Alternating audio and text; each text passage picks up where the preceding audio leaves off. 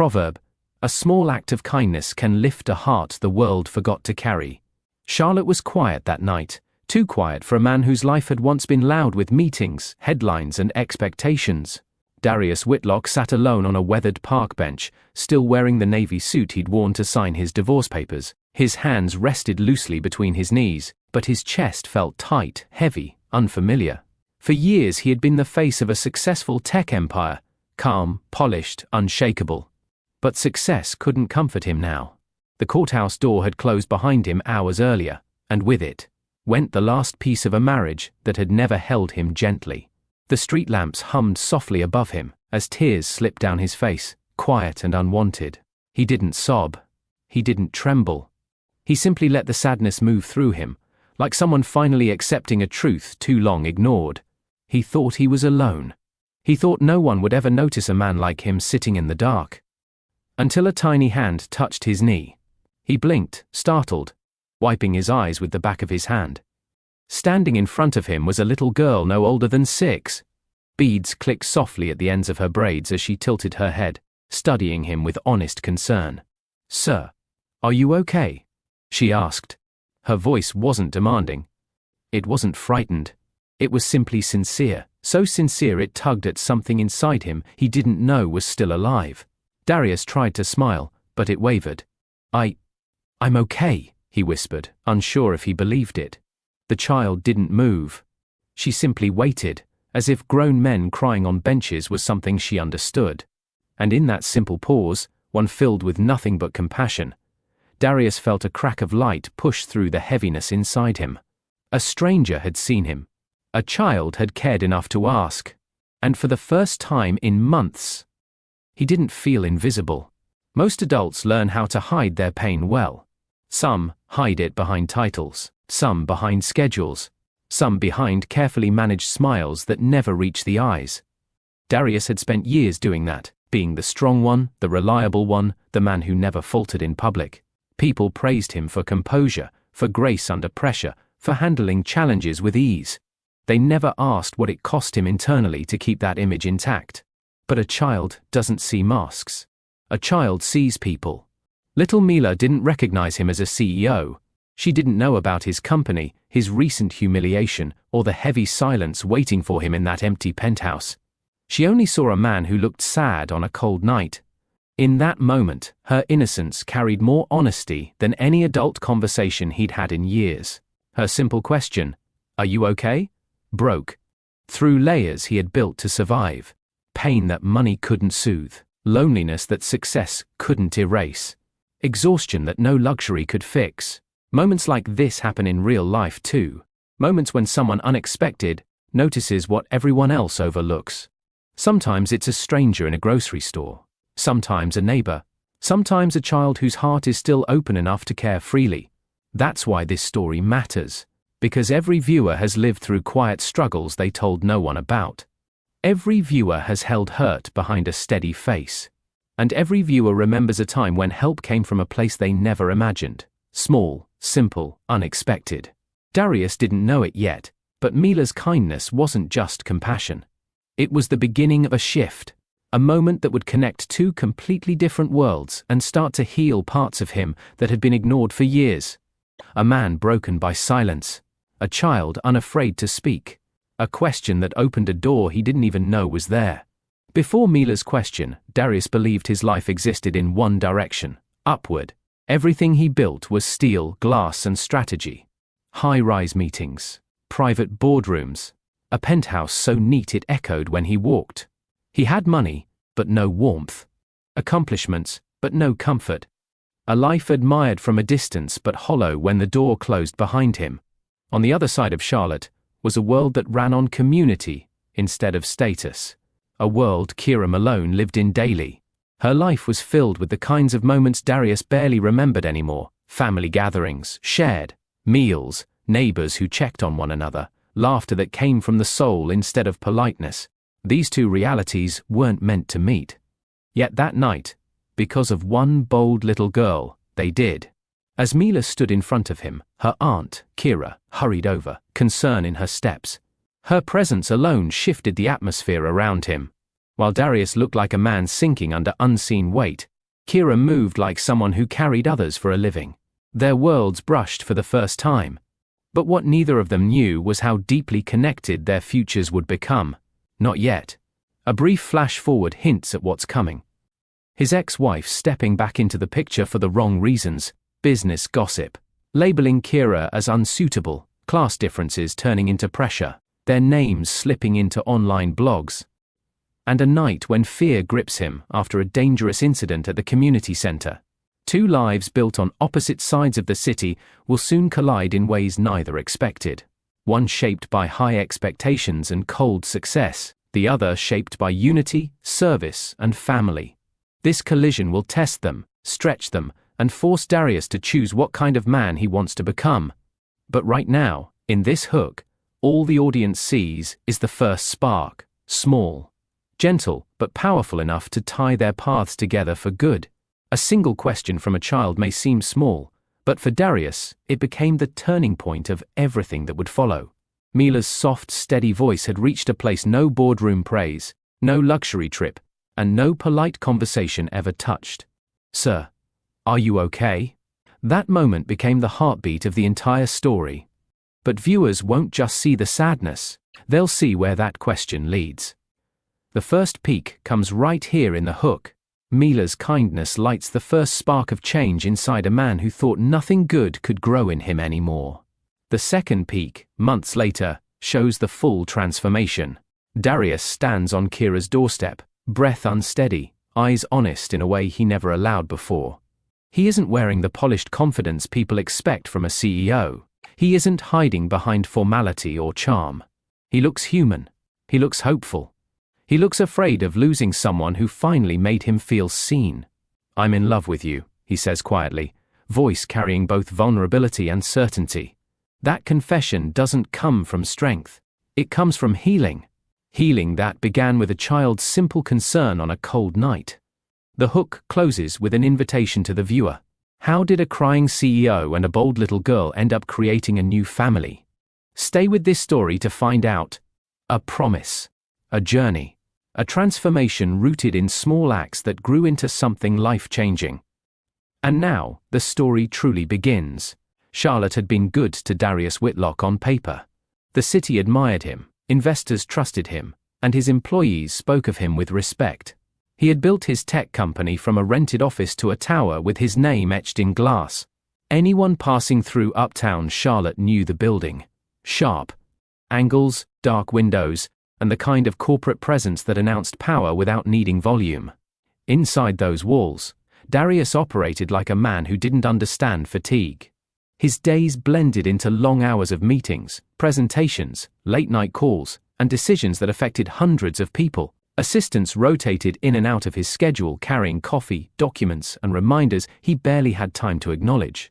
When people spoke to him, they used polished tones and rehearsed smiles. They called him brilliant, driven, reliable. But none of them noticed that he rarely laughed. None of them realized that the man behind the tailored suits and calm demeanor carried a quiet loneliness. His penthouse reflected the same emptiness. A view of the city skyline, immaculate furniture, spotless counters, everything perfect, everything cold. There were no family pictures on the walls, no signs of a life lived fully, no warmth waiting when he returned late every night. He had achieved what the world praised, yet none of it made him feel whole. To outsiders, Darius embodied success. To himself, he felt like a machine built to produce results.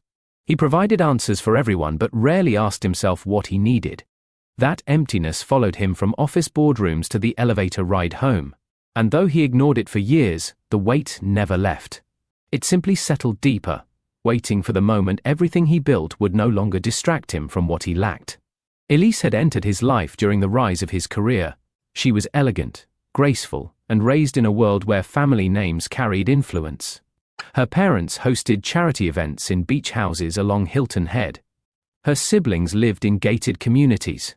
Her circle held expectations he never grew up with. In the beginning, Darius mistook her attention for understanding. She admired his ambition, praised his discipline, and introduced him to gatherings he had never imagined attending. But somewhere between those early dinners and the quiet years that followed, Their connection thinned into something brittle. They lived in the same home but moved like polite strangers. Dinner conversations became brief updates. Evenings passed with both of them scrolling through their phones or watching separate screens. Their bed felt larger than it was, not because of comfort, but because of emotional distance. Elise grew impatient with his workload. He grew tired of feeling like he had to earn his place in her world. Their disagreements were subtle but heavy. Cold remarks disguised as suggestions, long silences that carried more judgment than words. There was no cruelty between them, just absence. Two people trying to hold on to a relationship built on convenience, not connection. When friends asked how they were doing, both answered with the same rehearsed smile. It's fine. But nothing was fine. Not for a long time.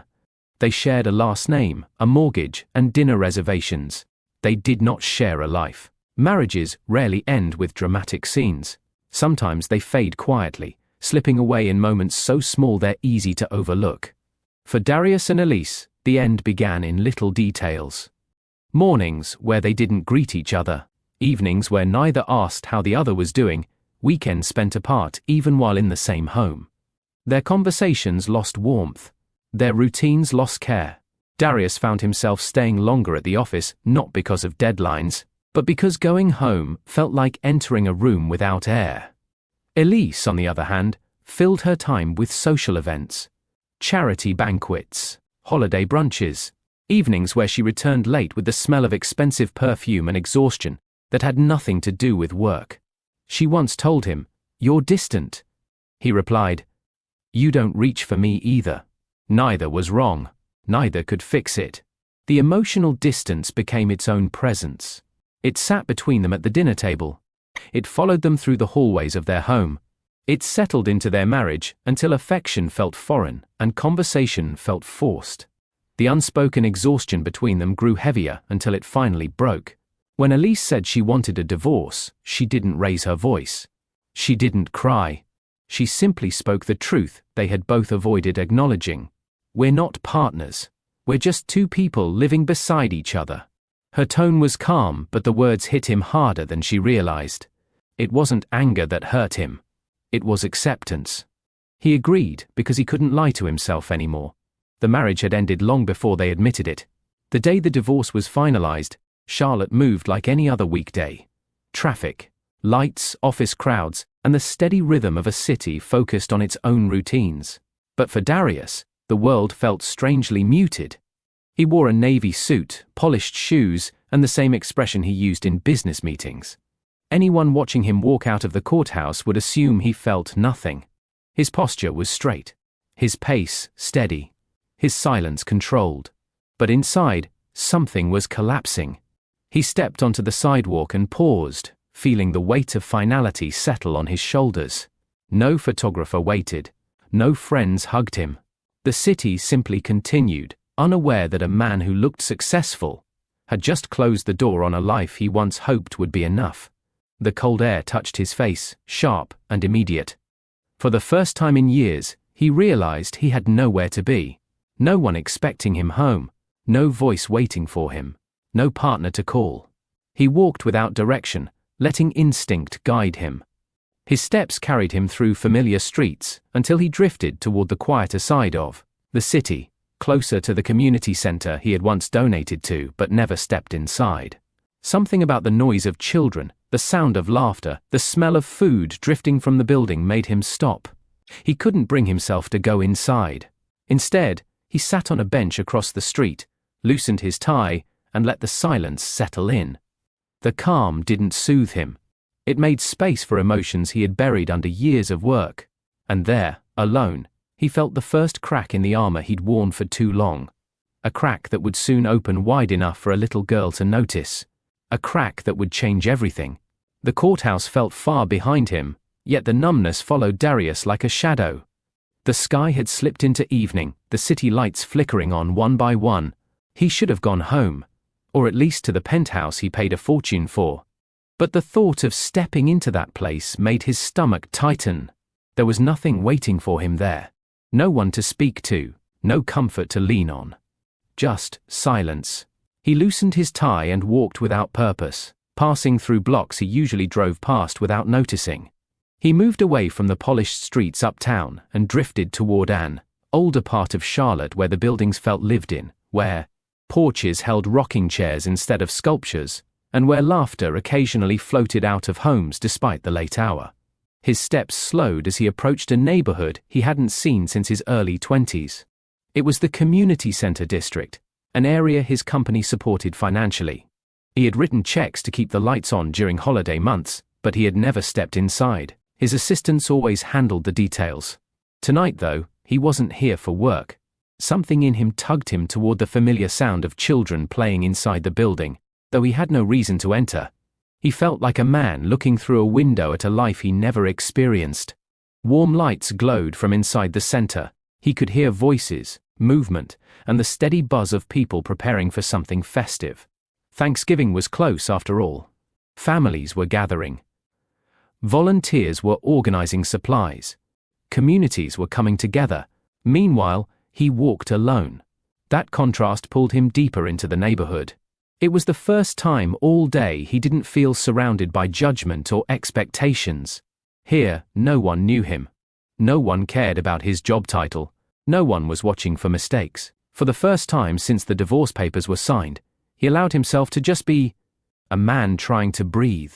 The community center stood across the street, alive with noise and motion, reminding him of everything his penthouse lacked. The warmth spilling from its windows tempted him, yet he couldn't bring himself to walk in. Not like this. Not as a man unraveling internally after pretending to be okay for so long. He spotted a bench beneath a street lamp. The same bench from the hook, the same bench that would change his life minutes later. He sat down slowly, elbows resting on his knees, and looked at the building across from him. Volunteers carried trays of food. Kids ran through the lobby with energy only this neighborhood seemed to produce. A group of aunties stood near the entrance, laughing through their conversation like joy was part of their daily routine. Darius stared at the scene, realizing in a painful rush that he had built a life his younger self thought. He wanted power, status, a respected company, a marriage that looked impressive in photographs. But he hadn't built a home. He hadn't built peace. He hadn't built anything that made him feel safe emotionally. The weight of that realization pressed firmly on his chest. He remembered walking into his penthouse for the first time after buying it, and telling himself, "This is success." Now the thought felt hollow. Wealth gave him access. It did not give him belonging. It did not give him comfort. And it certainly didn't give him anyone who would sit with him in silence when he felt broken. He looked at the warm glow of the center again. People inside weren't wealthy, but they had something he hadn't enjoyed in years: connection. And the absence of that connection stung more than he expected. Darius didn't intend to cry. He never did. He had trained himself to push emotions into quiet corners, to focus on work, to stay in control. But that night, sitting on that bench alone, something inside him finally cracked open. He breathed in slowly, trying to steady himself. He didn't succeed. His eyes filled before he could stop them, and the tears slipped down with a softness that frightened him. It wasn't dramatic. It wasn't loud. It was the kind of crying that comes from a heart carrying too much for too long. He covered his face with one hand, pressing his palm against his forehead. The cold air brushed against his skin, mixing with the warmth of the tears he hadn't shed in years. He tried to blink them away, but the feeling only grew heavier. The truth was simple. He wasn't just grieving a marriage, he was grieving the time he spent trying to become someone he didn't recognize anymore. The exhaustion hit him full force. Years of pretending, years of silence. Years of pouring into a life that never poured back into him. His shoulders slumped. His breathing hitched. He couldn't stop the flow. For the first time since his early 20s, Darius allowed himself to feel everything he avoided: disappointment, loneliness, regret, and the sharp ache of realizing he was now completely alone. He wiped his face, hoping no one saw him. But he wasn't invisible. Not to the person meant to change everything. A soft tapping sound pulled him from his thoughts, a tiny hand touching his knee. He froze. He lifted his head, expecting maybe a volunteer or a teenager checking on him. Instead, he found himself staring into the curious eyes of a little girl with colorful beads in her braids. Her pink sneakers lit slightly when she moved, and she held a juice pouch carefully with both hands. Her expression wasn't fearful. It wasn't confused. It was concerned. "Sir, are you okay?" she asked gently. Her voice carried no judgment, only sincerity, the kind of sincerity adults forget how to offer. Darius blinked, stunned by the moment. He wiped his face quickly, embarrassed at being seen like this, especially by a child. I'm okay," he whispered. Though it wasn't true. The little girl didn't step back. She held out her juice pouch with both hands. "You can have it. It helps." Her innocence struck him harder than any courtroom decision had. It was kindness without hesitation, compassion without calculation, and warmth that cut through every layer of his hurt. Unknown to him, her aunt, Kira, was seconds away from rushing over. Unknown to him, this moment was about to bind their lives together in ways no one could have predicted. But right now, all he saw was a child caring when no one else did. And that simple question, "Are you okay?" became the spark that would change everything. The gentle tap of Mila's hand on his knee had stopped Darius mid-breath, but what followed came even quicker. Footsteps hurried across the sidewalk, and Kira appeared beside the little girl with a mix of concern and embarrassment written across her face. "Mila, sweetheart, you can't just run up to people like that," she whispered, gently guiding her niece back toward her side. Her voice wasn't harsh, just protective, the way only a woman used to caring for others could be. Kira then looked at Darius, cheeks warm with apology. "I'm so sorry. She talks to everyone. I promise we're not bothering you." Her eyes flicked across his face, taking in the redness around his eyes, the slight tremor in his breath, and the way he tried to sit straighter, as if that could hide his sadness. He cleared his throat quickly. "It's fine, really, she didn't bother me." He meant it. Her presence had interrupted the heaviest moment of his life, but not in a way that irritated him. If anything, it steadied him. Kira gave him a respectful nod, still holding Mila's hand. "She's friendly, too friendly sometimes." Mila tugged her hand free again and stepped closer, proving Kira's point instantly. Kira exhaled, half tired, half amused, and entirely embarrassed. "Mila," she warned softly under her breath. But the child wasn't listening. She was studying Darius with the kind of honest curiosity only kids possessed. Darius noticed how natural Kira looked beside her niece, protective, warm, grounded. Her presence alone shifted the air around him, giving structure to the moment that had almost swallowed him whole. And for the first time that night, he didn't feel like he needed to hide. Mila stepped forward again, her braids clicking softly, and held the small juice pouch up toward him with both hands. She presented it with the seriousness of someone offering a priceless treasure. "You can have it," she said. "It fixes things." Kira reached out instantly. "Sweetheart, he doesn't need..." But Darius shook his head gently. "It's okay." He accepted the juice pouch, not because he planned to drink it, but because the gesture itself felt like something he desperately needed. Mila's face lit up in triumph. "See? It makes people feel better." Her certainty tugged at him in a way he didn't expect. Adults avoided emotions. Adults guarded their hearts. Adults walked past sadness with quiet guilt and unspoken rules about not intruding. But this child didn't hesitate to offer comfort.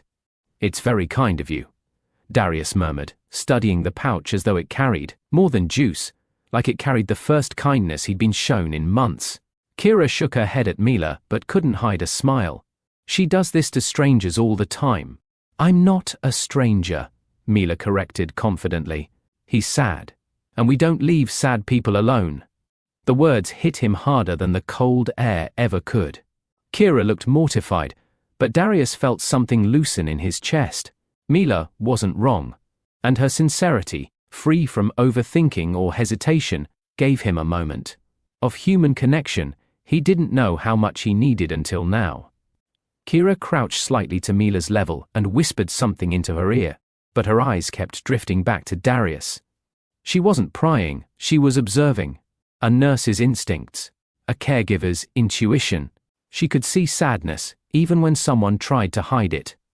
When she finally straightened, her tone softened. "Are you sure you're okay?" He swallowed, The question felt heavier coming from her than it did from Mila. A child's concern was sweet.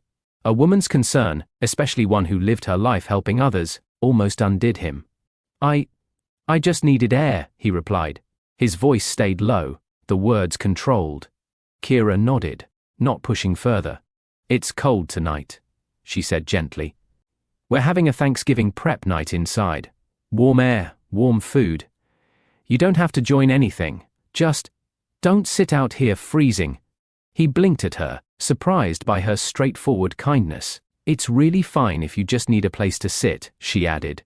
Her tone carried no pity, no pressure, only sincerity. Mila tugged Darius's sleeve. You can help us make turkey stuff. Kira's eyes widened. Mila. Darius let out a quiet laugh, his first real laugh of the day. The sound startled him, almost foreign after weeks of emotional heaviness. Kira sighed softly and looked at him again. What she means is, you're welcome inside if you want. No questions, no expectations. Her words felt like a lifeline thrown gently across the space between them. And she didn't offer it out of obligation. She offered it because she saw a man hurting and decided not to walk past him. He stood from the bench slowly, juice pouch still in hand, unsure if he was ready to face a building full of people. But the warmth in Kira's expression, the hope in Mila's eyes, and the weight of the cold night pushed him forward. The moment he crossed the street, something shifted inside him. Kira held the door open, letting the warmth spill out onto the sidewalk. The noise inside was lively, kids laughing, aunties giving cooking instructions nobody questioned, volunteers preparing trays of food for the upcoming holiday event. When Darius stepped through the doorway, the air wrapped around him like relief. The smell of seasoning, baked dishes and roasted turkey filled the room. Volunteers mixed bowls, tied aprons, and chatted with the ease of people who knew each other well. For a man used to sterile boardrooms and tense corporate dinners, this space felt alive. Kira guided him into the lobby with a small smile. Mila ran ahead to show him something on a nearby table, but he paused. Instead, taking in the moment, the warmth, the unexpected peace. It was the first breath of real humanity he'd experienced in years. Not the polite kindness of corporate life, not the distant partnership of his former marriage, but genuine, everyday warmth. He didn't realize it then, but stepping through that door was the beginning of everything. Healing he didn't know he needed, connections he never planned for, and love he didn't believe he would ever find. The moment the door closed behind him, Darius felt as though he had stepped into a completely different world. The community center wasn't glamorous. It wasn't polished or decorated for show, but it overflowed with energy, real energy, the kind that breathed life into a space without needing expensive lighting or carefully arranged furniture. Laughter echoed from every corner. Music played softly from a speaker on the counter, mixing with the clatter of pans and the shuffle of people preparing dishes for the holiday event. Aunties stood in groups near the kitchen entrance, seasoned hands moving confidently, as they tasted, adjusted and debated the exact amount of spice to use. Their banter filled the space with familiar warmth, a rhythm Darius had forgotten existed. Kids ran through the open area, weaving between adults, practicing dance moves, and showing off drawings they'd made earlier that day. Volunteers organized baskets of canned goods and sorted donated jackets along the hallway. Every single person in that building seemed connected, even if they weren't related. The room pulsed with life. Unfiltered, unsophisticated, uncomplicated. It was the opposite of everything he was used to, yet somehow, it felt more human than any place he'd been in years. As he took it all in, the scent of sweet potato pies drifted through the air. The hum of ovens warming food, the chatter of families discussing weekend plans. The warmth of bodies moving with purpose, it wrapped around him like a blanket. He stood still for a moment, letting the noise and warmth settle over him, grounding him in a way his penthouse never could. For the first time since his divorce, he wasn't surrounded by silence. He was surrounded by life. Kira introduced him to a few volunteers, each offering a smile or a nod. None of them seemed intimidated by him, and none treated him like a man from the headlines. They saw him as a stranger who needed community, not status. One of the neighborhood uncles, a sturdy man in an apron, lifted a table and called out, "Tall guy, give me a hand with this." Darius blinked, unused to being summoned like that, but he stepped forward quickly.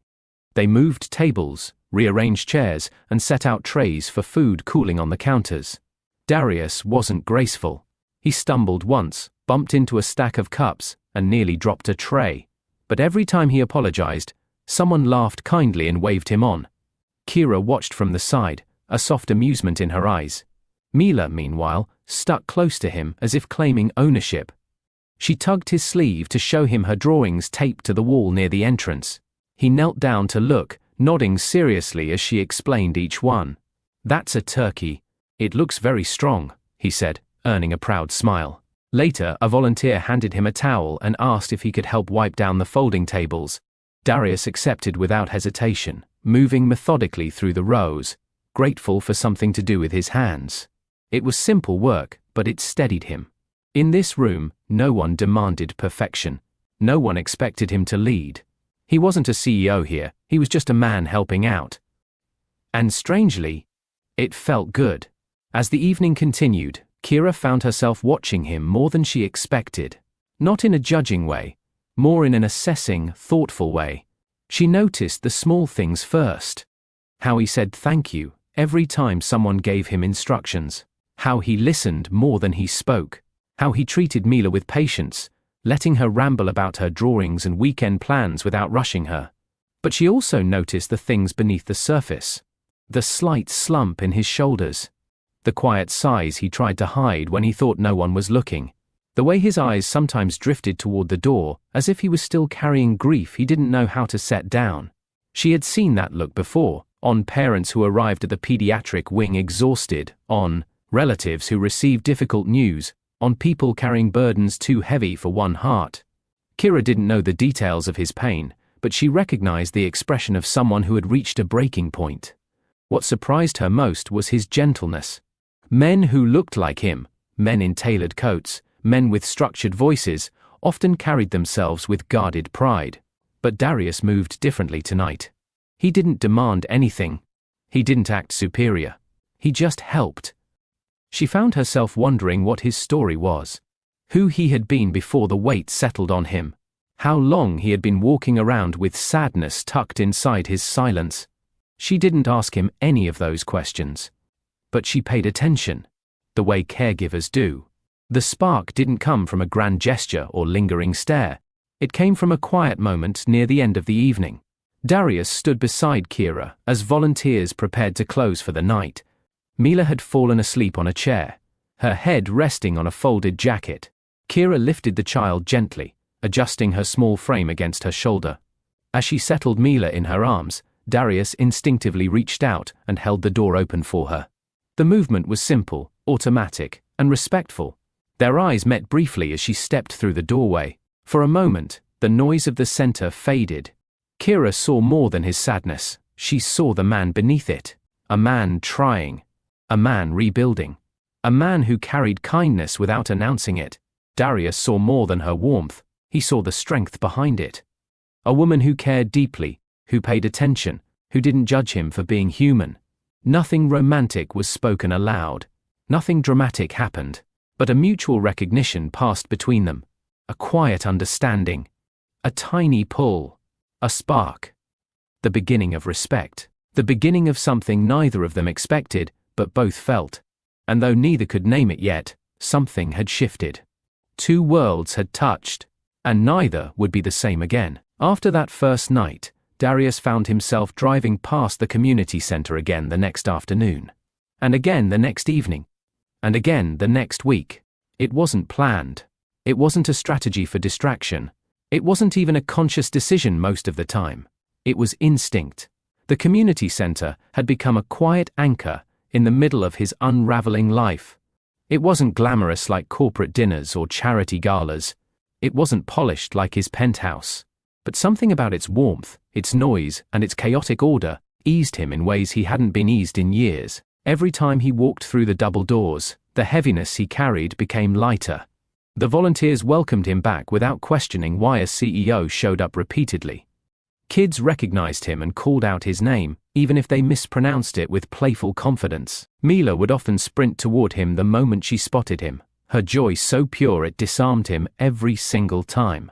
Kira noticed his returns too. Some days he arrived still wearing work clothes, moving slowly as though the day had drained him. Other days he came in more relaxed, sleeves rolled up, ready to help with whatever needed doing. He didn't hover near the entrance or act like he didn't belong. He simply blended into the routine, quietly, respectfully, consistently. He didn't come to hide from his problems. He came because this place made him feel human again. No titles, no scrutiny, no silence swallowing him whole.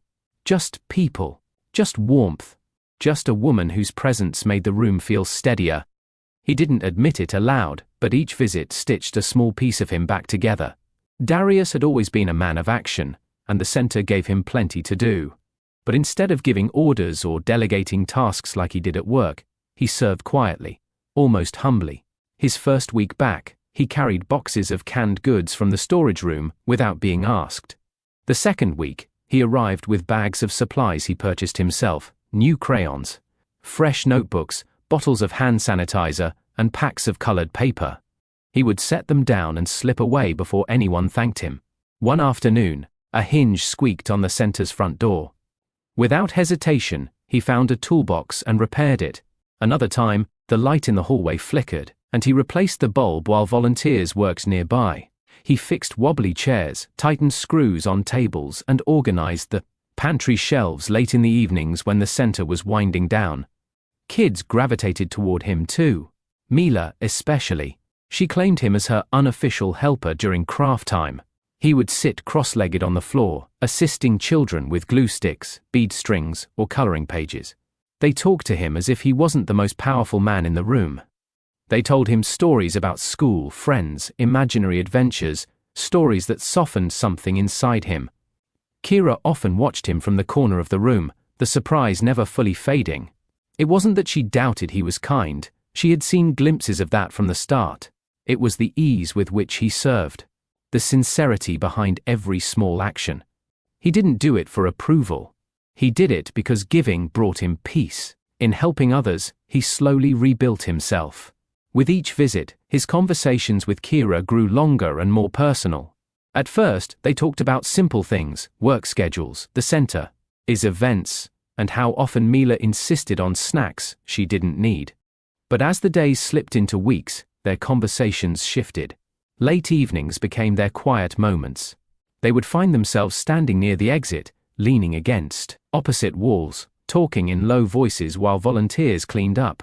Other times, they sat near the kitchen counter after most people had left, sipping leftover hot cocoa and sharing pieces of themselves neither expected to reveal.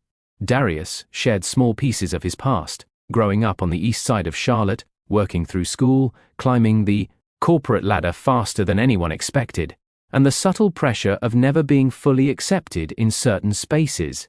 He didn't complain. He simply explained. Kira listened without judgment, without interruption. And when she spoke, she offered parts of herself too, her journey as a nurse, the loss of her mother when she was younger, raising Mila with her sister's help, and the emotional weight of caring for children who sometimes walked through her hospital doors frightened or hurting. Their conversations created a bridge between their worlds, one made of honesty, shared vulnerability, and gentle humor. He found himself smiling more when he talked to her. She found herself feeling lighter when he was around. One night, after a long conversation about fear and second chances, she said quietly, "You don't have to pretend with me." The words lingered, sinking deeper than she realized. In her presence, Darius found the safety to say things he had kept buried. In his presence, Kira found comfort she didn't expect to feel again so easily. Their connection wasn't rushed. It was steady, real, earned. Their closeness didn't begin with grand gestures. It grew in the soft spaces between ordinary moments. It was the way Kira brushed a curl behind her ear whenever she grew shy during their talks. It was the way Darius shifted slightly closer when she laughed, as if her joy pulled him in without effort. It was the way their hands brushed when passing plates or picking up toys, each touch lingering for a fraction longer each time. Small things, subtle things, but powerful. One evening, after a long shift at the hospital, Kira walked into the center looking exhausted. Her shoulders were tense, and her hair was slightly out of place. Darius noticed instantly. Working beside her, he gently tucked a loose strand behind her ear. "You okay?" he asked quietly. She looked up, surprised by the tenderness of the gesture. "Long day," she admitted. "Sit," he said softly. "I'll handle the rest." She didn't argue. She trusted him. Another night, while cleaning up together, she accidentally dropped a container lid. When they both bent to pick it up, their foreheads nearly brushed. They froze, breath catching, eyes meeting. Nothing physical occurred beyond that pause, but the moment carried more warmth than a kiss would have. Loneliness wasn't replaced all at once. It slipped away slowly, piece by piece, as emotional connection took its place. And soon, the space between them no longer felt like two separate worlds. It felt like the beginning of something neither of them had planned for, but both had begun to want. For weeks, Darius had been rebuilding himself quietly at the community center, finding a rhythm that felt more human than anything he experienced in years. But the world he came from, the polished, demanding, status-driven world, didn't stay silent for long. One afternoon, as he left a board meeting, he spotted a familiar figure waiting near the curb beside his car. Elise. Her posture was flawless, her coat stylish, her expression unreadable. She stepped forward with the confidence of someone who had spent her whole life navigating elite circles. "Darius," she greeted, voice calm and controlled. He stiffened. "Elise, I think we should talk," she said, as if discussing weekend plans instead of the fallout of their divorce. He wanted to leave, but she kept her tone even, composed, persuasive. "The holiday fundraiser is next week," she continued. "My family wants us to attend together. Just one night. It would ease tensions, repair the narrative around the divorce." Darius blinked slowly. "Narrative?" She exhaled in that familiar way, half annoyance, half entitlement. "Public appearances matter. People have been talking. The board, my parents, other sponsors, they want reassurance that everything ended on good terms." He rubbed his jaw, tiredness creeping in. "We signed the papers months ago. It's over. To you, maybe," she responded. "But these circles remember everything. If you show up beside me, we can shift the conversation. It keeps your reputation stable." There it was, the world he had escaped for even a moment trying to pull him back. He thought of Kira, of Mila, of the community center, of warmth. Then he thought of the endless expectations he had lived under with Elise's family. "No," he said quietly. "I'm not going." Elise's eyes widened, genuine surprise breaking through her poise. "You would refuse something this important." "It isn't important to me anymore." Her silence wasn't shocked, it was offended. Her pride stung, her composure faltering just enough to reveal the cracks beneath. "You've changed," she whispered. "Maybe," he said. "Maybe I finally stopped pretending." He walked away, aware that this decision would ripple through his world in ways he couldn't yet predict. It didn't take long for the corporate world to react. Within days, subtle rumors began appearing in business blogs, nothing official, nothing confrontational, but enough to cause tension in boardrooms and email alerts in investor circles. One headline read, "Tech CEO spotted frequently at local community center. New romance." Another suggested he was involved with a woman far outside his social class. The photos were harmless, him carrying boxes, him walking beside Kira, him wiping down tables while children laughed around him. But the captions twisted those moments. "Is this the new woman in Whitlock's life?" "Sources say the CEO has been spending time with a low-income volunteer." Investors called his assistant. Board members sent concerned messages. A few sponsors requested meetings. Darius handled it calmly, but the whispers irritated him. They weren't attacking his reputation, they were attacking hers. They made her sound small, insignificant, unworthy of someone like him. He didn't accept that. Not for a second. But the noise spread faster than he could address it. And every time he looked at his phone and saw another mention, he felt something tighten in his chest. Anger, protectiveness, frustration. He had expected pushback from his world. He didn't expect it to target Kira. Kira found out about the gossip in the most unexpected way. One of the teen volunteers showed her a post on social media. "Auntie Kay, look, isn't that you and Mr. Darius?" Her heart dropped the moment she saw the headline. It wasn't the photo that bothered her, it was the tone of the comments beneath it. Why would a man like him be there? She must want something from him. She doesn't fit his life. Kira closed the phone quietly and thanked the teen before slipping outside to catch her breath. She stood near the back entrance, leaning against the wall, exhaling slowly. She wasn't ashamed of who she was. She wasn't ashamed of the community center. She wasn't ashamed of being a nurse, a volunteer, a woman raised by a close-knit black family. But she hated unwanted attention. She hated being dragged into someone else's spotlight. She hated being discussed by people who didn't know her. Darius found her there later, arms folded loosely, eyes lowered. She didn't look angry. She looked uneasy. "Kira?" he asked softly. She lifted her gaze, searching his face. "People are talking, Darius. I know. They're making it sound like you're less than me?" He finished gently. "You're not even close." She swallowed, unsure whether to appreciate the words or fear the consequences. "I didn't ask for this. I don't want this attention." "I know," he repeated. "And I'm sorry." Kira let out a slow breath. "This is your world, not mine." "It doesn't matter whose world it is," he answered. "You shouldn't be dragged into anything because of me." For the first time, Kira realized how different their lives truly were, and how difficult it might become if they grew closer. Late one evening, long after most volunteers had gone home, the community center alarm blared through the building. A neighbor called Kira, who immediately reached out to the center director. The police were notified, and within minutes, Darius received a message from Mila's mom. "Something's happening at the center." His heart dropped into his stomach. He didn't think, he reacted. He grabbed his keys, rushed out of his penthouse, and sped through the quiet Charlotte streets, panic gripping him tighter with each passing block. When he arrived, police cars lined the road. The front door of the center stood cracked open, the lock broken. Officers moved inside, clearing rooms and checking storage areas. Kira stood outside with several volunteers, anxiety etched across her face. The moment Darius saw her, all logic disappeared. He jogged toward her. "Are you okay? Were you inside? Are you hurt?" Her eyes widened at his urgency. "I'm fine. I wasn't here when it happened." Relief washed over him so strongly he nearly staggered.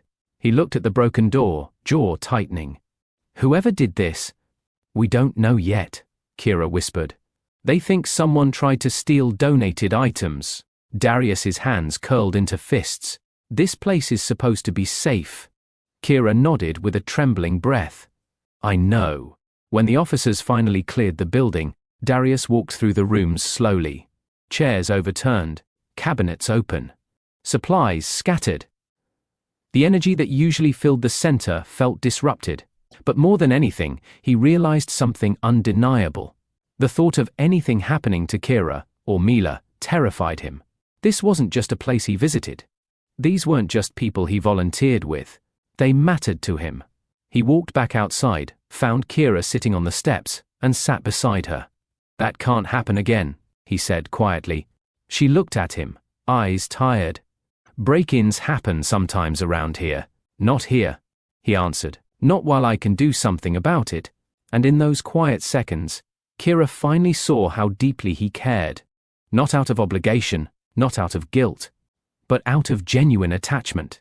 This moment marked a shift he couldn't hide anymore, and she couldn't ignore it. There were moments in Darius Whitlock's life when logic had always taken the lead. Board meetings, investment pitches, contract negotiations, high-stakes decisions that required a calm mind. But tonight, logic was nowhere to be found. His thoughts weren't steady.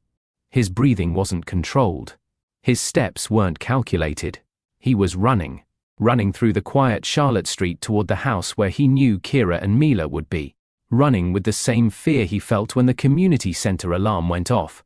Running as if every unanswered second could take something from him that he wasn't ready, could never be ready, to lose.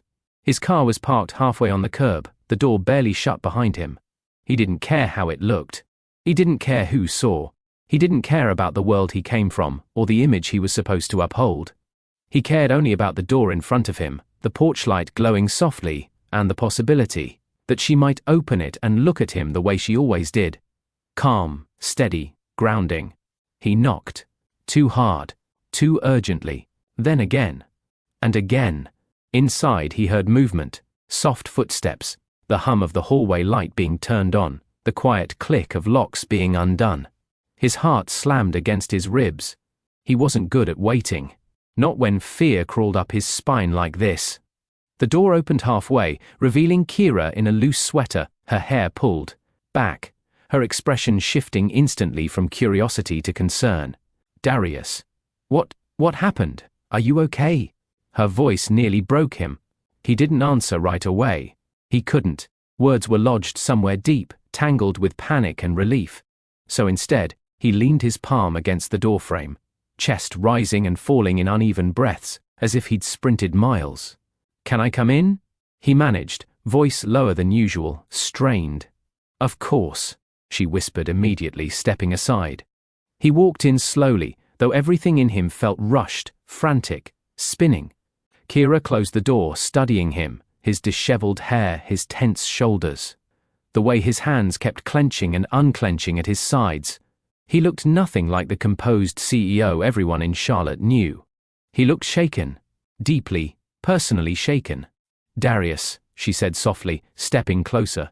"Tell me what happened." He swallowed. The silence stretched. He didn't know where to begin. He didn't want to alarm her, but the truth was pounding inside his chest. "I thought—" His voice faltered. He shook his head, jaw tightening. "I thought something happened to you." She blinked, confused. "Me? Yes." He looked her straight in the eyes, and the vulnerability there almost startled her. "I got the message about the break-in and Kira, I don't think I've ever driven that fast in my life." He dragged a hand over his face, pacing a small line between the living room table and the front door. He didn't usually move this much when nervous. He didn't usually show nerves at all. "When I saw that door at the center broken open," he said slowly, "I felt something I haven't felt in a long time. Fear. Real fear." He didn't say it yet, but she heard it beneath every word. Kira stepped closer, not touching him yet, just letting him feel her presence. "But you saw I was safe." "I did," he said quickly. But that feeling didn't go away. "What feeling?" He stopped pacing. He turned toward her fully. His voice dropped, thin but honest. "That I could have lost you." She froze.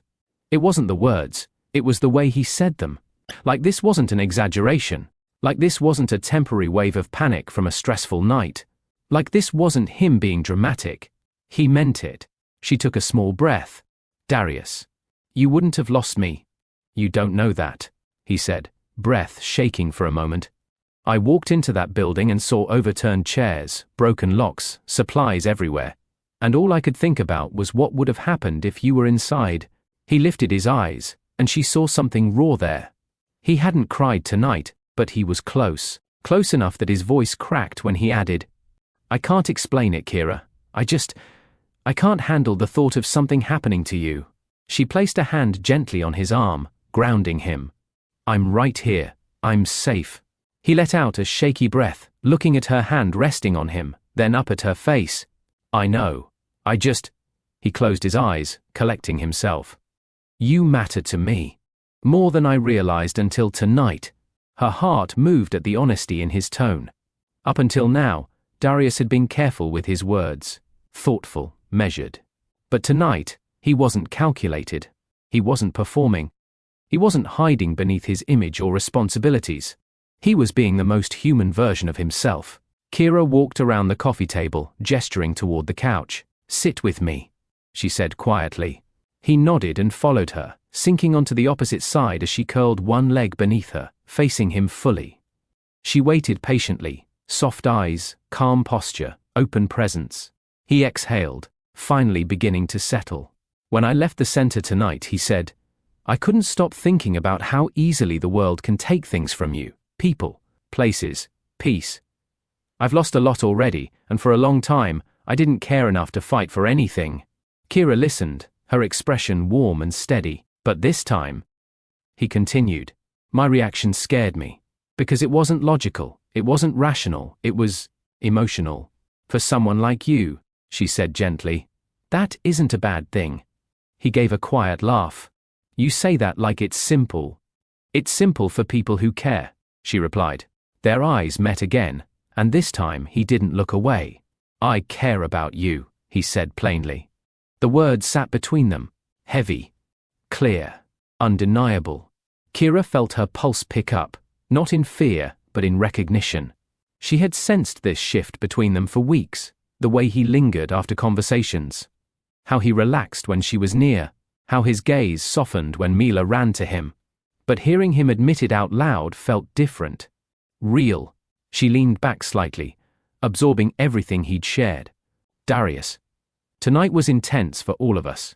You went through a lot emotionally. He nodded. I know. But this isn't just about tonight. The break-in didn't create these feelings. It only showed me how deep they already were. She inhaled slowly, processing the truth behind his words. He sat forward, elbows on his knees, hands clasped together. I don't know how to do this slowly. I don't know how to pretend I'm not invested when I am. I don't know how to sit at home while you're somewhere out there and something like this could happen again. He looked up. I need you to understand how serious this is for me. She held his gaze, a mixture of compassion and uncertainty swirling in her eyes. I know it's serious for you. I want to be sure your heart is speaking clearly, not from fear but from truth. He nodded. It is. I've been trying to ignore it for weeks. I can't anymore. For a few moments, neither of them spoke. The quiet was gentle, not heavy. She could hear his breathing finally steadier, his shoulders dropping, his posture softening. He wasn't here to impress her. He wasn't here to charm her. He wasn't here because it was convenient. He was here because something inside him had shifted, and he needed her to know. Kira reached out slowly, placing her hand over his clenched ones. Darius, she said softly, I'm glad you came. He swallowed, eyes lowering for a moment. Relief washed through him at her touch. I didn't know where else to go, he admitted quietly. This is the only place that felt right. Her fingers tightened gently around his. I'm glad this place feels like safety to you. It does, he whispered. She could see the exhaustion behind his eyes, not just from tonight, but from months of emotional strain. The end of his marriage, the emptiness of his penthouse, the pressure of gossip, the clash between two worlds. This was the first time he'd been completely transparent about the weight he carried. You don't have to hold everything alone anymore, Kira said. Those words were a balm, a promise, a release, and for the first time, he allowed himself to believe them.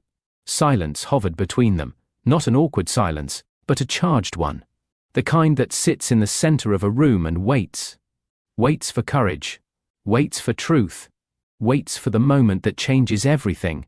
Darius wasn't a man who stumbled over words. In boardrooms, his voice carried authority. At corporate functions, he could command attention with ease. But sitting across from Kira, hands still resting in hers, he felt a tremor in his chest that he couldn't disguise. Kira sensed it. She softened her grip, her thumb brushing lightly over the back of his hand, grounding him without pushing him. Darius, she whispered. You can tell me whatever you came here to say. He lifted his eyes to hers, and for a moment, he looked as if he was trying to steady himself. Like he was searching for the right words in a place inside him he hadn't visited in years. I've been trying to ignore how I feel, he began, voice low, almost cautious. I kept telling myself it was too soon, too complicated, too unfair to pull you into my mess. I tried to convince myself that the timing wasn't right. He paused, breathing out slowly. But tonight, everything I felt pushed through all of that. Kira's eyebrows lifted gently, her heart thudding once in her chest. She didn't interrupt him. She didn't rush him. She just let him continue. When I got that message about the break-in, I reacted without thinking. It wasn't just worry, it wasn't just stress, it was something deeper. Something that shook me. His voice thickened for a moment, and he blinked as if trying to steady the intensity of the moment. I kept replaying the idea of something happening to you, he said quietly, over and over. And the panic, the fear I felt, it wasn't just concern, it was something much more than that. Kira inhaled slowly. Darius. No, he said gently, raising a hand. Let me say this before I lose my nerve. He swallowed hard. I'm in love with you. The words hung in the air. Soft, trembling, unpolished. He hadn't rehearsed them. He hadn't built them like a speech. He hadn't shielded them behind careful delivery. They were real. Kira's breath caught. She opened her mouth, but for a second, nothing came out. She stared at him, eyes widening, lips parting as she processed the weight of his confession. Darius pressed forward, needing her to understand, needing to say everything that had been bottling inside. I didn't plan it. I wasn't looking for anyone. After the divorce, I honestly thought love wasn't something I'd feel again, not the real kind, not the kind that changes the way you walk through your day. But then I met you and Mila. And suddenly, I found myself wanting to be somewhere that didn't expect perfection from me. His hand tightened over hers. You showed me what it feels like to breathe again, to actually be alive, to laugh, not because I'm supposed to, but because something in my chest genuinely warms around you. Kira looked away for a moment, her breath shaky, her eyes blinking against the sudden swell of emotion. She hadn't expected this tonight, not after the chaos, not after the fear, not after the long, exhausting hours. But here he was, sitting in her living room, offering her something honest and vulnerable. He continued softly. I know my world is complicated. I know it's loud and messy, and it comes with expectations I never asked for. But when I think about my future, all I see is you. Her breath hitched. And Mila? She whispered. He nodded immediately. There wasn't even a pause. She's the brightest part of every visit. I care about her too, the two of you. You've changed something inside me, something I thought was long gone. Kira pressed her lips together, overwhelmed. She wasn't speechless because she didn't feel anything. She felt too much, and that was the problem. He leaned forward, searching her eyes. I know this sounds intense. I know it's sudden. But it's the truth. And I couldn't spend another night pretending it wasn't happening. Her eyes locked onto his again, and he saw the storm of emotions swirling there. Hope, fear, disbelief, longing. She whispered, almost breathlessly. Darius. This is a lot. He nodded, accepting her words with understanding rather than offense. I know, and I don't want to overwhelm you. I just need you to know how I feel. You deserve honesty, not hesitation. Kira shifted slightly, her hand pulling away from his only to rest fully over his heart. His breath hitched at the simple gesture. I just need to understand something, she said softly. You've been walking around with so much pain from your marriage ending, from the pressure of your world. Are you sure your heart isn't reaching for comfort instead of love? He shook his head gently. This isn't comfort, he whispered. Comfort fades. This grows. She drew a small breath, eyes flicking between his. She had never seen him look so unguarded, not even when he first arrived at the community center shaking with worry. There was no mask on him tonight, no CEO posture, no filter, just Darius. Kira, he murmured, voice almost breaking.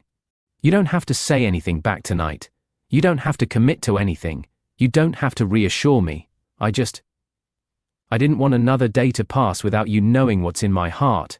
Even if nothing comes of it, even if it changes nothing. You deserve the truth. Her throat tightened.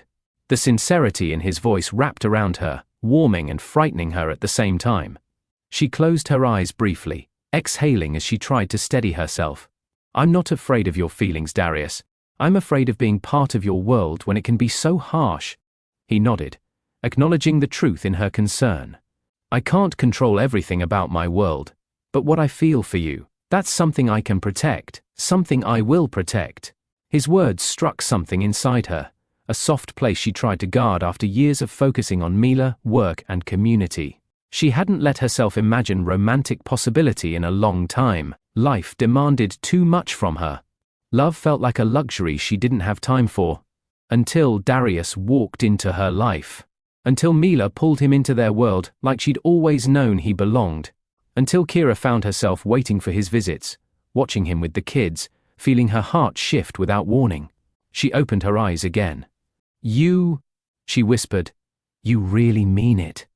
He nodded once, a single steady movement.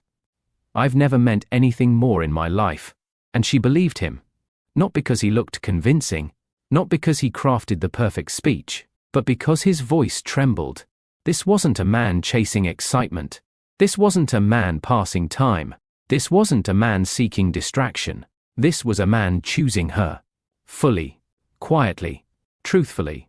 Still, she needed clarity. She needed grounding. "Darius," she said gently, "I need you to understand something too."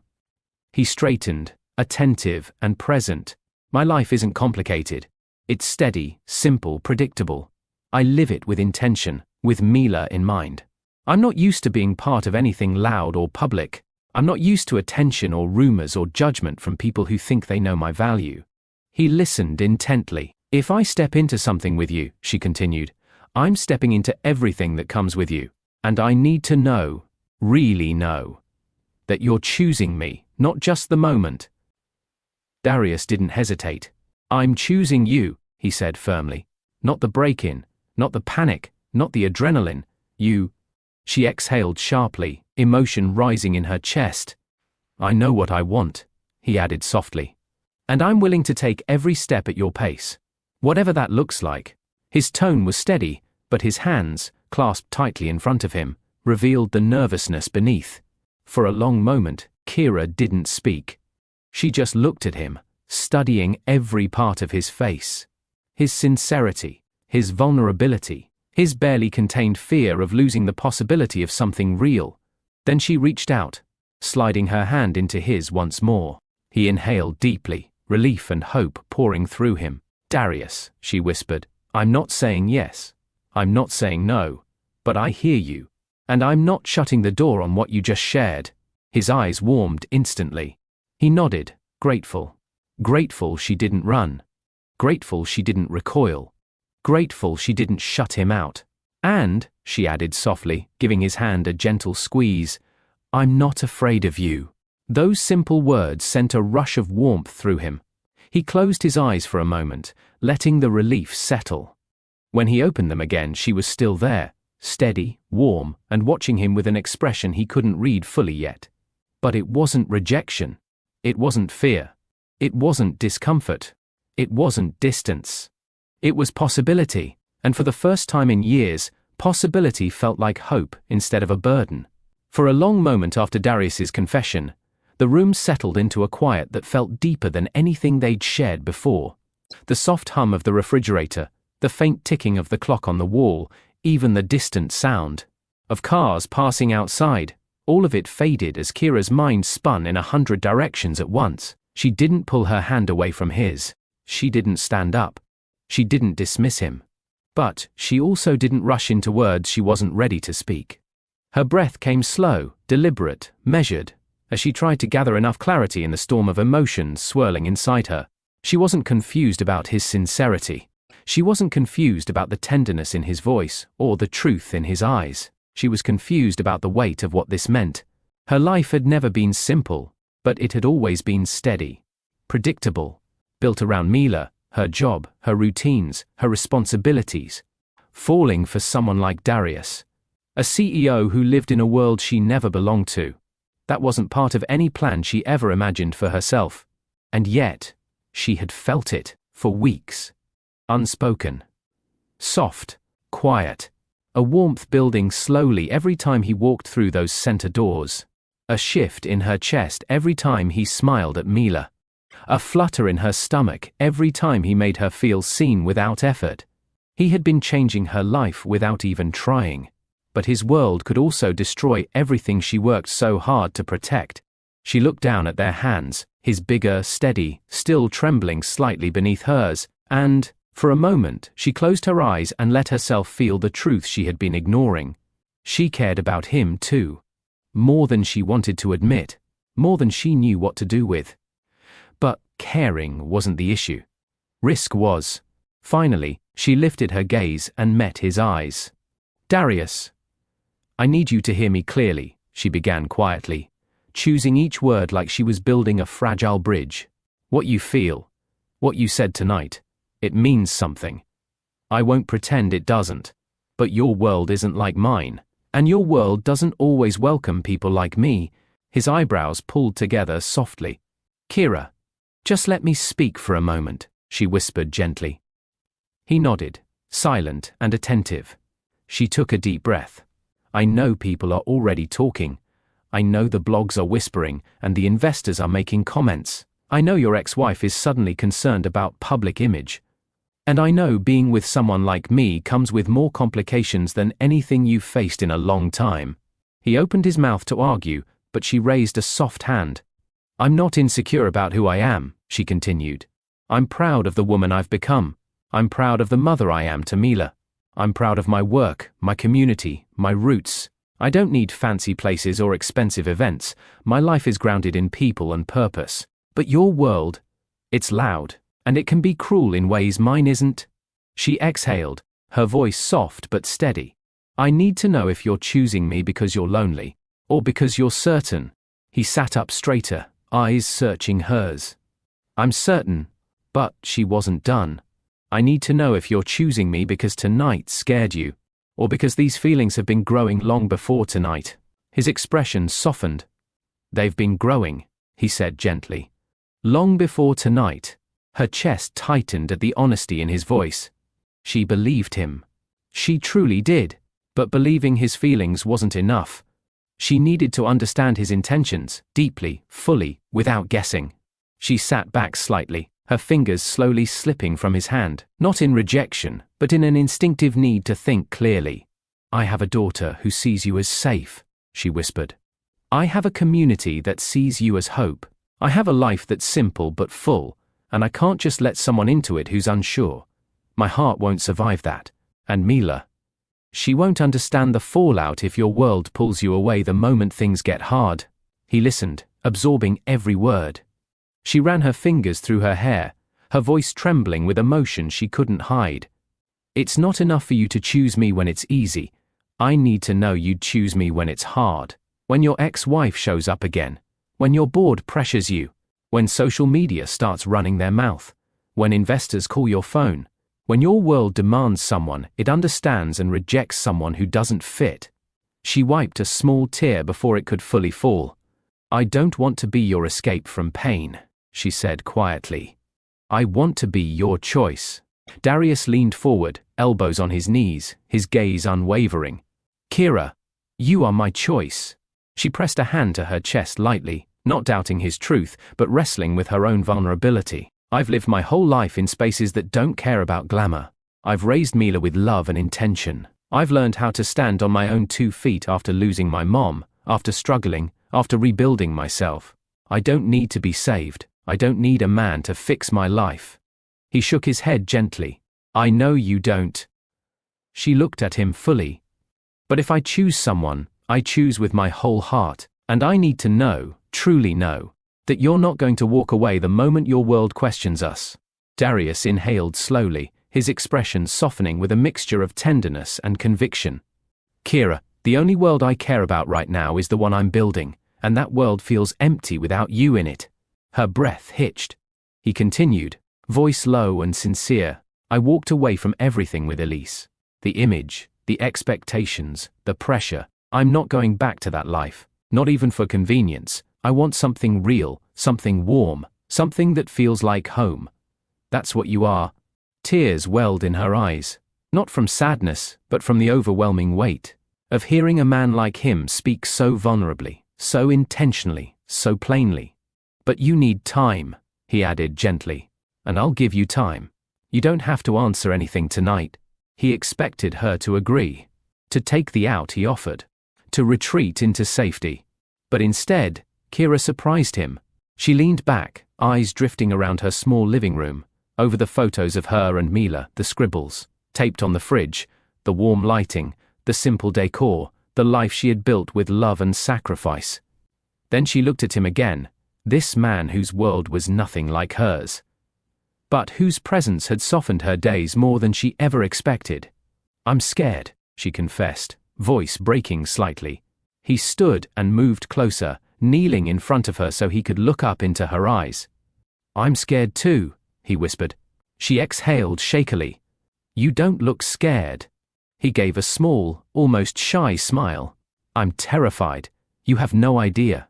A quiet laugh escaped her, a beautiful, unexpected sound that eased both of their nerves. She wiped her eyes, breathing deeper.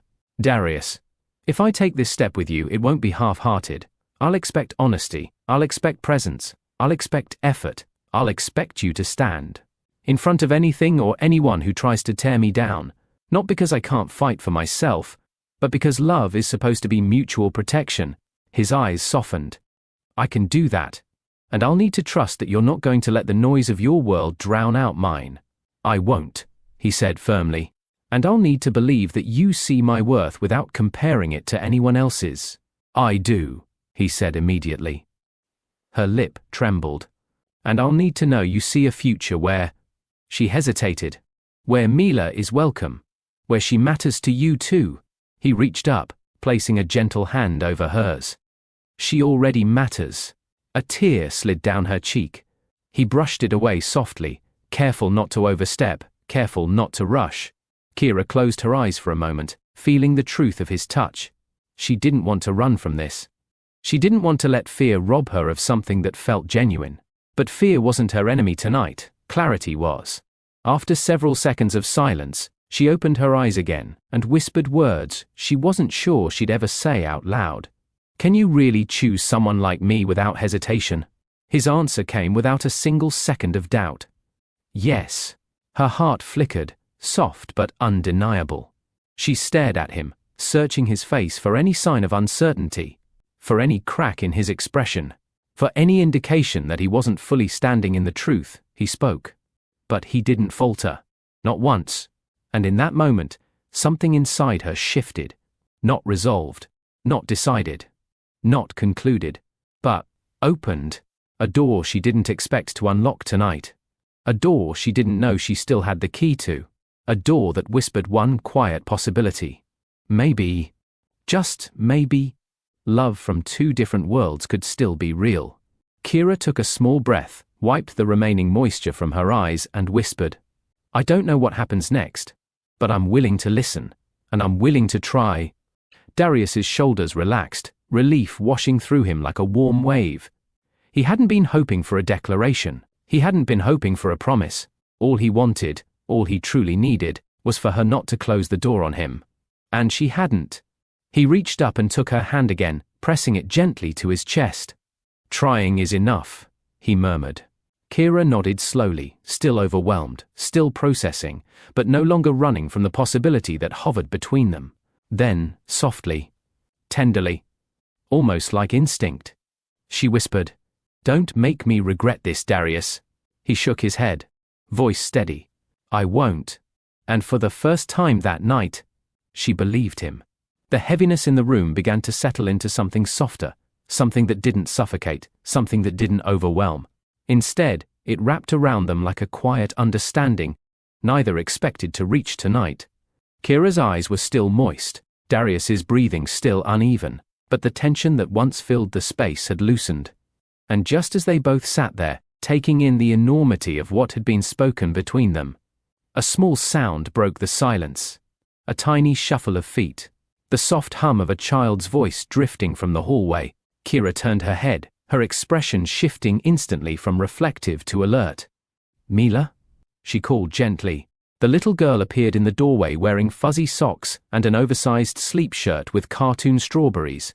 Her curls were flattened slightly on one side, evidence that she'd been asleep earlier. She rubbed her eyes with the back of her hand, looking around with the dazed confusion only a child woken from a light sleep could have. Then her eyes landed on him. Uncle Darius. The name didn't just fall, it landed. Soft. Pure. Like a ribbon tying everything together. Kira froze. Darius froze. Mila, however, didn't freeze at all. She sprinted. Her tiny feet padded quickly across the living room floor before either adult could react. She ran right up to him, her small arms looping tightly around his torso, as if this was the most natural thing in the world. He stiffened for half a second, surprised, caught completely unprepared. Before, his expression melted into something warm, gentle, and deeply moved. He lowered himself onto the floor instinctively, meeting her at her level as she burrowed into his chest. Hey, sweetheart, he whispered, his voice thick with emotion. Kira covered her mouth briefly, her breath catching. She didn't interrupt. She didn't correct. She didn't redirect Mila. She simply watched the scene unfold, one she wasn't prepared for, one she couldn't have predicted. Mila held on to him like she'd been waiting for him to come home. "I had a dream the building was dark and I got scared," she mumbled into his shirt. "But then I heard your voice." Darius's eyes closed for a moment. Just one moment. Enough for the weight of that innocence to hit him in ways nothing else could. Kira stepped closer, kneeling beside her daughter. "Baby, you're safe. You're home." Mila turned her head, still hugging Darius. "I know. He's here." Kira's throat tightened. Darius swallowed hard, gently brushing a hand over Mila's curls. "I'm here," he murmured softly. "You're okay." Mila pulled back a little, looking up at him with sleepy confidence. "Mommy said you were helping people today. Helping is good. That's why I like you." He let out a breath that trembled slightly. "I like you too." She tilted her head. "So you can stay?" "Mila." Kira began softly, unsure how to navigate the moment. But Darius answered before she could. "I can stay for a little while," he said gently. "If it's okay with your mom." Mila turned instantly, eyes wide with hope, staring at Kira as if seeking permission for her entire heart. Kira felt her chest warm, her fears momentarily loosening under the weight of her daughter's innocent trust. She looked at Darius, this man whose world was nothing like hers, this man who had just confessed love, this man sitting on her floor, not as a CEO, but as someone who genuinely cared for her child. "Yeah," she whispered softly. "It's okay." Mila beamed and hugged Darius again with full toddler enthusiasm. He caught her gently, chuckling under his breath. "Careful," he teased lightly. "You're stronger than you think." "No, I'm not," she giggled. "You're just squishy today." Kira laughed unexpectedly, a sound that filled the room with a softness Darius hadn't heard from her before. It wasn't a polite laugh. It wasn't a tense laugh. It was real. It was warm. It was relieved. "Kids have no filter," Kira said, shaking her head. "I've noticed," he replied, smiling slightly. Mila pulled back again, her head tilting as she studied his face the way only children can, without hesitation, without worry, without fear of misunderstanding. "Did you cry today?" she asked. Kira inhaled quickly. "Mila." But Darius didn't flinch. He didn't redirect. He didn't shield himself behind pride. He nodded gently. "Yeah, I did." Mila leaned in and planted a small kiss on his cheek. "It's okay. Mommy says crying is good sometimes." Kira closed her eyes briefly and exhaled. Her daughter wasn't wrong.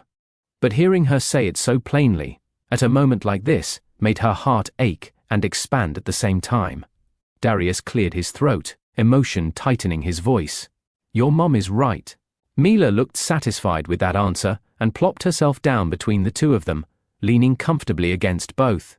Without thinking, without planning, without trying to impress, Darius rested a gentle hand on her back to steady her. Kira watched that gesture, that simple, instinctive, protective touch, and something inside her shifted more solidly than before. She sat down beside them, pulling her knees close, observing quietly as Mila rambled about her dream, about school, about the drawing she made yesterday, about how she wanted pancakes tomorrow because pancakes fix everything. Kira listened. Darius listened. Mila talked, and for a few precious minutes, the world felt balanced, soft, intact, connected. Eventually Mila's words slowed. Her eyelids drooped. Her head rested heavily against Darius's arm. "She's falling asleep again," he whispered, smiling softly. Kira nodded. "She does that. She'll pretend she's awake just to talk to you." His expression softened even more. "I don't mind." Kira reached for her daughter gently, lifting her with practiced ease. Mila stirred but didn't wake fully. Kira carried her toward her bedroom down the hallway. For a moment, Darius stayed seated on the floor, hands clasped, head lowered. His palms were still warm where Mila had held onto him. His heart was still beating faster than normal. His mind was still replaying the name she had called him, Uncle Darius. When Kira returned, she found him exactly where she left him, but quieter. Deeper in thought. "You okay?" she asked softly. He looked up at her slowly, the faintest smile touching his lips. "I've been called a lot of things in my life," he murmured. "But that one felt different."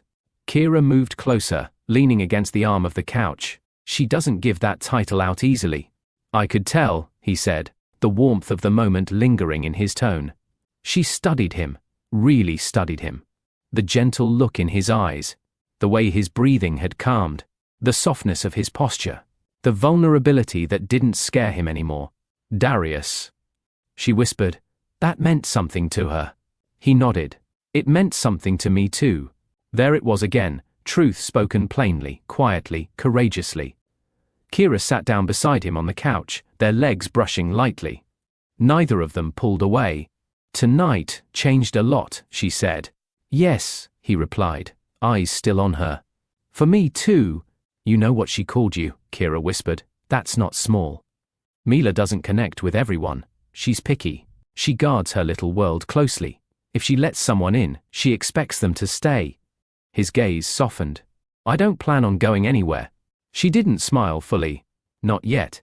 But her eyes did soften, her shoulders relaxing, her guard easing another inch. "This is a lot, Darius," she said. "For both of us." "I know," he whispered, leaning his arm along the back of the couch, fully facing her. "And you're not scared?" He chuckled under his breath. "I'm terrified. But I'm not running." She inhaled slowly, her heart warming despite her fears. "She called you uncle," Kira whispered. "That's not something you can walk away from lightly." "I won't," he said simply. "And if you choose us," she added, voice soft but steady, "you're choosing her too. Her questions, her energy, her routines, her needs." "I want that," he murmured without hesitation. She closed her eyes for a moment, letting the weight of this moment settle inside her chest. "You're choosing a life that looks nothing like the one you had," she whispered. "I know," he said softly. "And maybe that's the point." When she opened her eyes, he was closer, not touching her, not pushing boundaries. Just present in a way that made something inside her loosen. "You scare me," she admitted quietly. He nodded. "You scare me too." Her breath caught.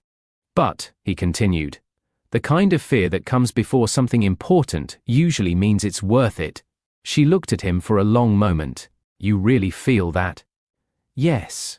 She swallowed. "I need to be sure."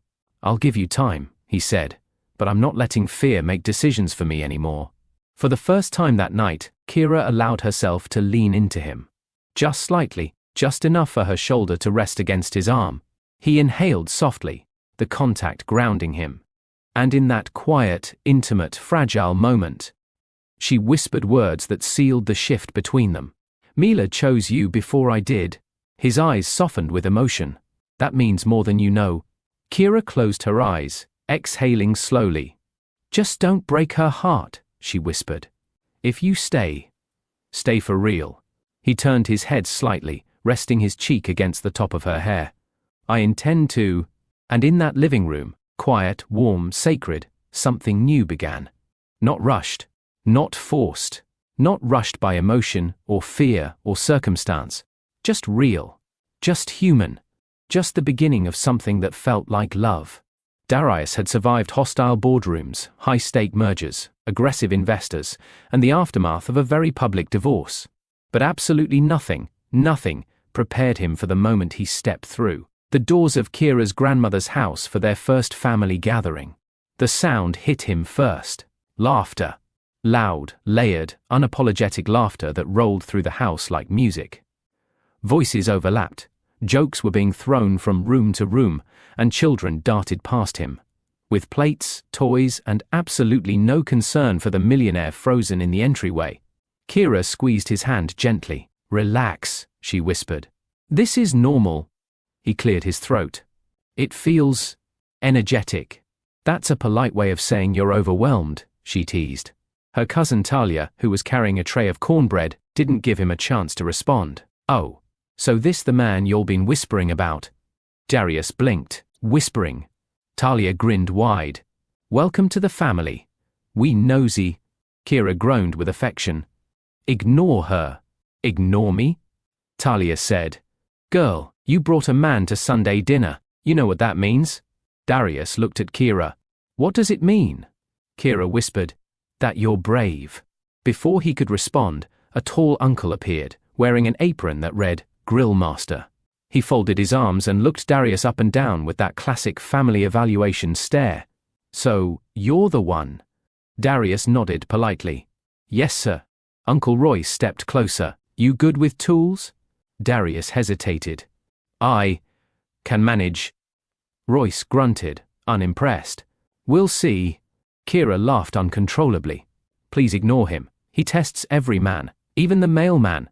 But then the wave arrived. The aunties. Aunt Denise, Aunt Gloria, Aunt Lani. All with voices loud enough to break windows and hearts soft enough to raise nations. Come sit. You hungry? Let me make you a plate. Do you like yams? You allergic to anything? Take off your jacket and stay a while. Is he cold? Get him a blanket. He look cold. He ain't cold, he just quiet. Rich men be quiet. Darius barely managed a breath before someone shoved a plate into his hands. Too many sides to identify, but the aroma alone made his eyes widen. Kira leaned into him, whispering, My family shows love through food. Don't feel pressure to finish everything. He nodded. Then Aunt Gloria declared loud enough for the neighbors to hear, If he wants our girl, he better finish every bite. Laughter broke across the room in waves. Darius obeyed out of survival. At the table, Mila climbed onto his lap without hesitation, showing the family just how comfortable she was with him. Her arms looped around his neck as she announced proudly, This is Uncle Darius. He's nice. He loves Mommy. The room fell silent for a dramatic comedic beat, and Kira nearly dropped her glass. Darius's ears flushed red. Mila? But the aunties erupted. Ooh, he love her. He already claimed her? Kira, you holding out on us? And she brought him here? Oh yeah, he real. Kira was mortified and giggling at the same time. She's exaggerating. Kids make everything bigger. Mila shook her head. No, he said it. The aunties shrieked. She said, he said it. Oh, this man's serious. Kira better not play around. Darius, to his credit, didn't run. If this had been a shareholder meeting, he would have had a strategy. But this? This felt more intimate, more revealing, more terrifying, and strangely, more comforting. Dinner was a comedy show. Every time he reached for something, an aunt scolded him. No, baby, that spoon is for the greens, not the mac. That's too much salt, give it here. You're cutting that wrong. Hand it over. And the uncles weren't any easier. So, what you drive? You know how to fix a lawnmower? You play spades? You know how to season meat? Kira leaned close, whispering, Breathe, just breathe. But the moment that melted everything was when Grandma Ruby shuffled in, leaning on her cane, eyes bright with sharp intelligence. She approached Darius slowly, scanning him from shoes to hairstyle. Kira held her breath. Everyone did. Grandma Ruby gently cupped his face with both hands, surprising him. You look tired, she said. Tired men need a place to rest. Don't let loneliness fool you into thinking you have to be strong every minute. Darius's throat tightened. She patted his cheek. Eat, laugh, be yourself. You're welcome here. That blessing was better than any board approval he'd ever received. The rest of the night flowed naturally. He helped Mila get seconds. He washed dishes with Kira's cousins. He endured 3 separate lectures on winning at spades. And when it was time to leave, Aunt Denise hugged him and said, If you break her heart, we break you. He respected that. Outside, walking Kira to the car, he took her hand, naturally without thought. That was, he said. A lot? She offered. Warm, he said softly. It was warm. She smiled. They like you. He exhaled slowly, deeply. I needed that today more than I realized. And Kira squeezed his hand, understanding exactly what he meant. A week later, it was Kira's turn to feel out of place. Darius invited her to a small luncheon his board insisted he attend. It wasn't a public event, mostly executives, investors, and partners. But the environment couldn't have been more different from Grandma Ruby's house.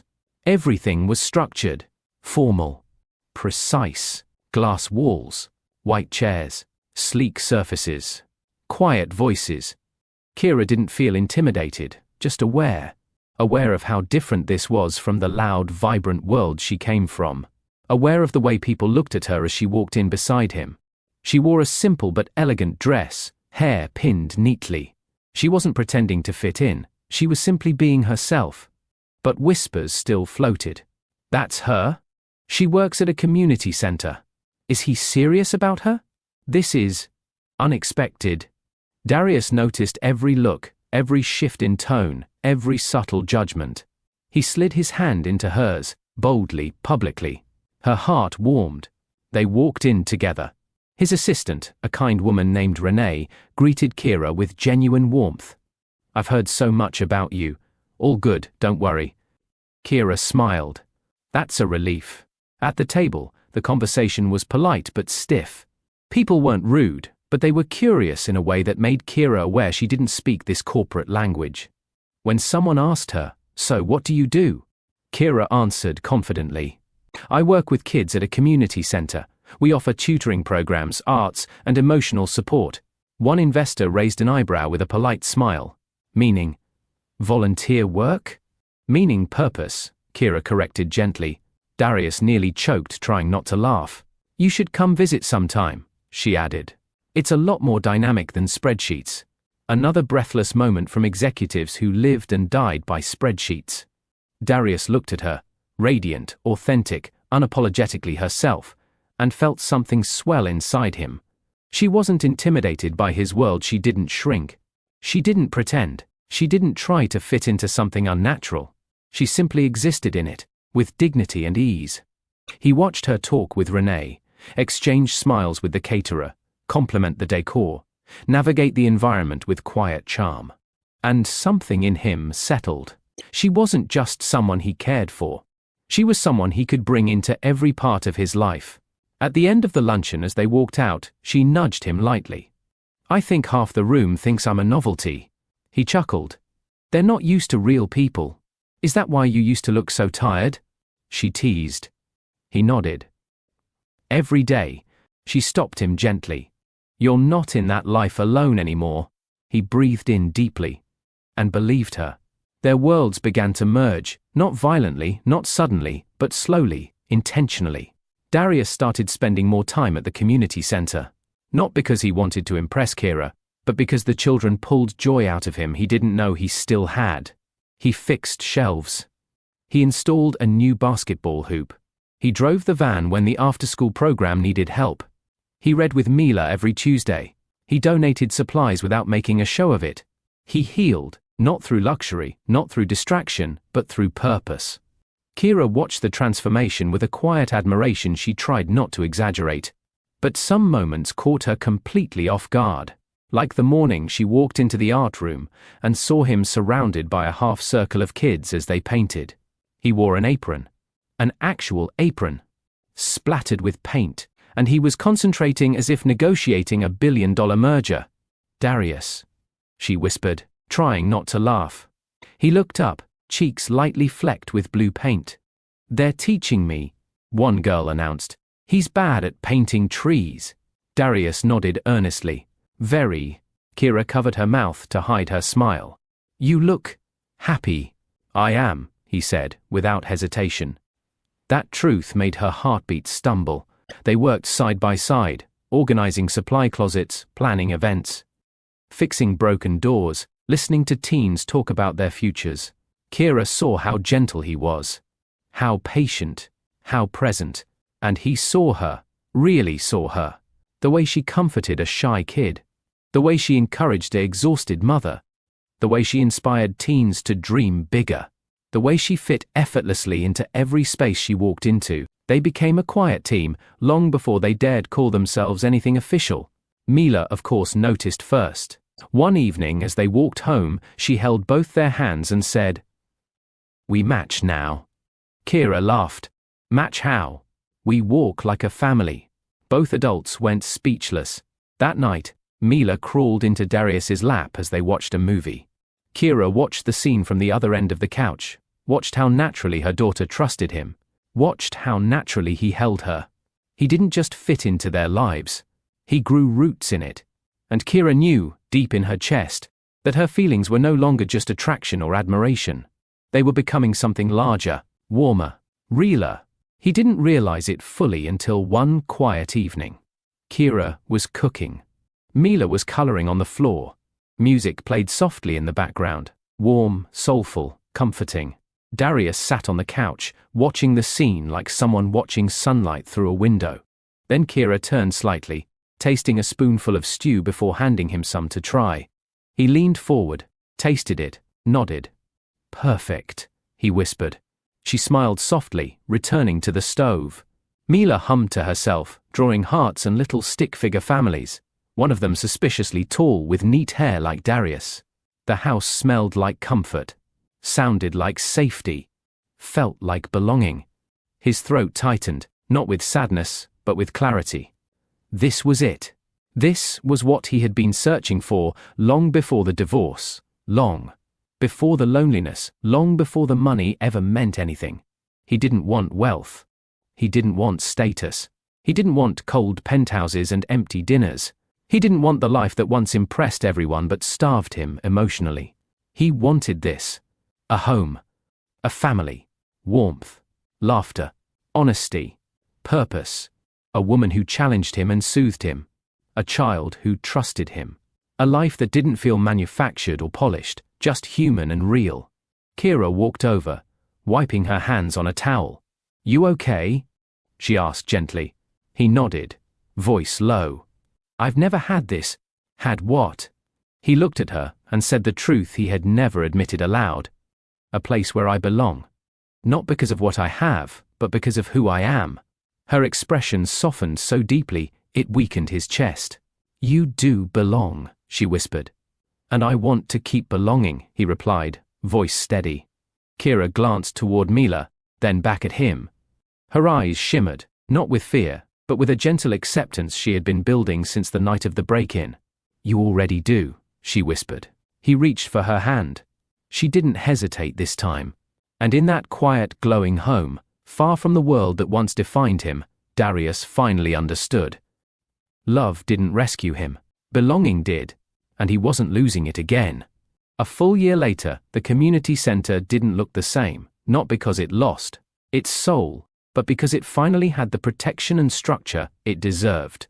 The cracked back fence had been replaced with reinforced panels. The outdated alarms had been upgraded to a clean, modern security system. The dark corners around the playground now had bright, reliable lighting. The children's wing was freshly painted with calming colors. The reading room had brand new shelves stocked with books Darius personally selected. He didn't plaster his name on anything.